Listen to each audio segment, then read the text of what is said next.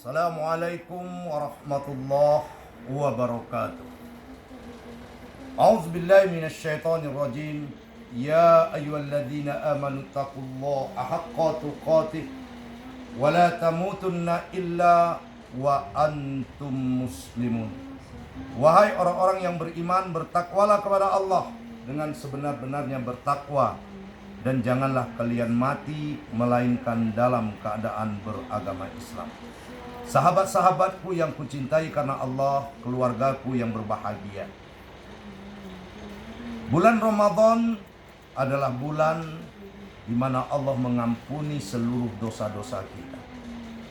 Tapi ada satu orang yang tidak akan pernah diampuni dosanya oleh Allah.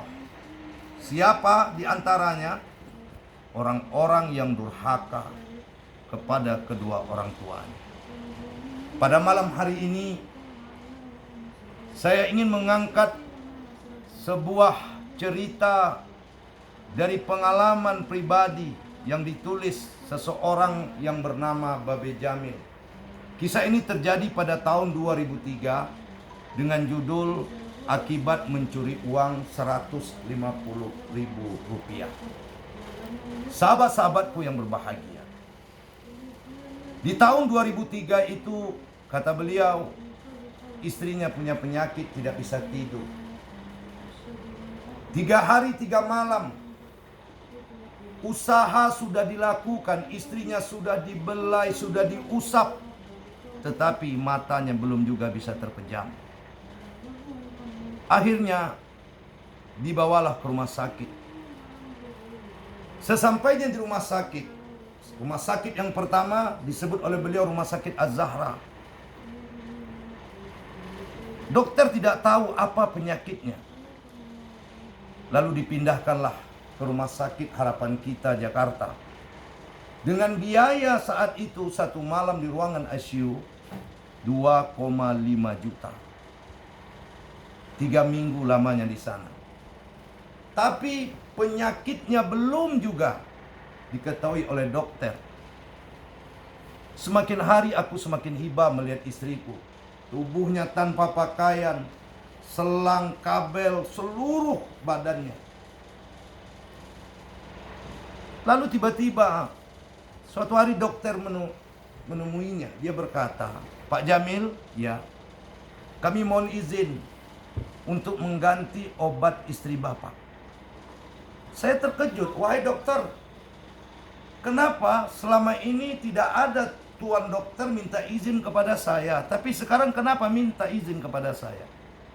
"Karena obat ini sangat mahal, Pak Jamil. Istri Bapak harus disuntik 3 kali sehari. Dengan 1 kali suntik biayanya 12 juta rupiah. 3 kali suntik berarti 36 juta rupiah. Pak Jamil ini terkejut. Kenapa? Karena tabungannya sudah mulai berkurang. Akhirnya dia bermohon kepada dokter, "Dokter, izinkan saya terlebih dahulu untuk melaksanakan sholat duha 2 rakaat. Kebetulan hari itu pagi." Kata dokter, "Silakan." Dia pun pergi melaksanakan sholat duha.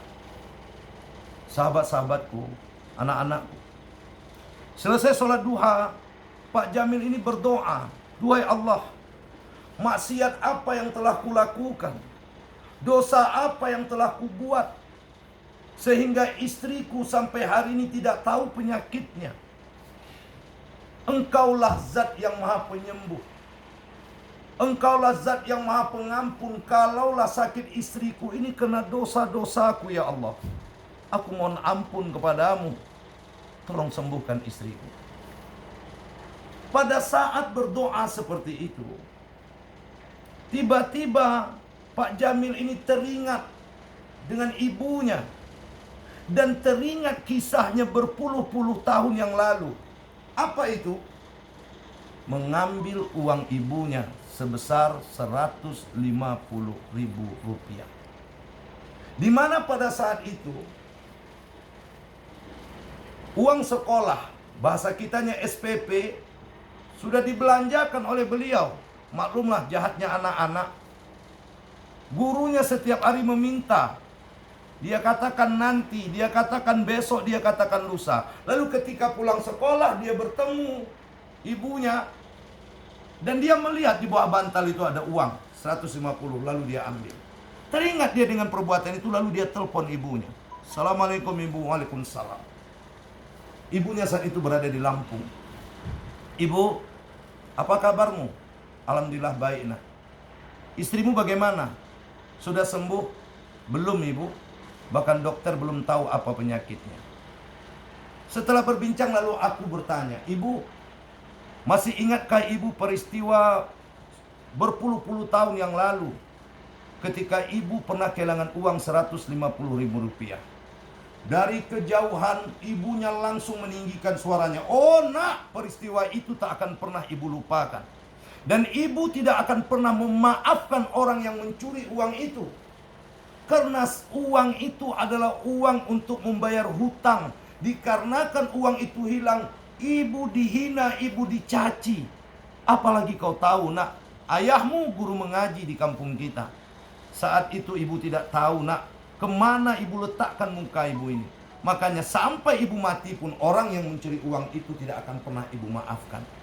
Mendengar itu, si Jamil ini menangis. Ibu, maafkan aku. Ada apa nak? Yang mengambil uang ibu 150.000 itu adalah aku, ibu anakmu. Mendengar itu ibunya pun langsung berkata, duhai Allah, maafkan aku ya Allah. Ternyata orang yang kukutuk selama ini adalah anakku sendiri ya Allah. Aku telah memaafkan ya Allah. Ampuni dosa anakku itu ya Allah, yang telah mengambil uangku itu ya Allah. Ampuni ya Allah. Anaknya berkata, terima kasih ibu. Aku mau betul-betul bertobat, betul-betul bermohon maaf kepadamu. Dan nanti aku akan sungkem kepadamu. Maafkan aku ibu. Nak, kalaulah ibu tahu yang mengambil uang itu engkau nak, ibu pasti tidak akan pernah berlama-lama dendam seperti ini. Nak, aku maafkan engkau. Akhirnya Pak Jamil ini pun menangis setelah mendapatkan maaf dari ibu. Selesai sholat duha, dia pun keluar dari masjid. Lalu bertemu dengan dokter yang merawat istrinya. Dokternya mengatakan apa? Selamat Pak Jamil. Ada apa Pak? Penyakit istrimu telah kami ketahui. Penyakit apa? Kanker pankreas. Dan segera kita operasi. Dan alhamdulillah operasi berjalan lancar. Istrinya sehat seperti semula. Sahabat-sahabatku, pelajaran apa yang dapat kita ambil? Begitulah doa seorang ibu. Ketika seorang ibu berdoa keburukan buat sang anak, maka buruklah kita selama-lamanya. Sebaliknya ketika seorang ibu mendoakan yang baik-baik buat anaknya, maka pasti akan baik. Ridha Allah, ridha walidain, wa sakhatallahu sakhatal walidain. Ridhonya Allah ada pada ridho orang tua, dan marahnya Allah ada pada marah orang tua. Oleh karena itu, cerita yang disampaikan oleh Babe Jamil ini, yang malam ini kita jadikan sebagai tausiah kita, cukuplah menjadi pelajaran. Mari, bagi kita yang hari ini mungkin punya masalah itu tidak pernah selesai. Ingat-ingat, mungkin ada kesalahan-kesalahan masa lalu kita kepada orang tua kita, maka minta maaflah kepadanya. Yang masih hidup, jagalah orang tua kita baik-baik, berbaktilah sepuas-puasnya kepadanya, karena dia adalah surga terdekat dalam hidup dan kehidupan kita. Rabbana ighfir lana dzunubana wa liwalidayna warhamhuma kama rabbayana shighara. Mohon maaf. Assalamualaikum warahmatullahi wabarakatuh.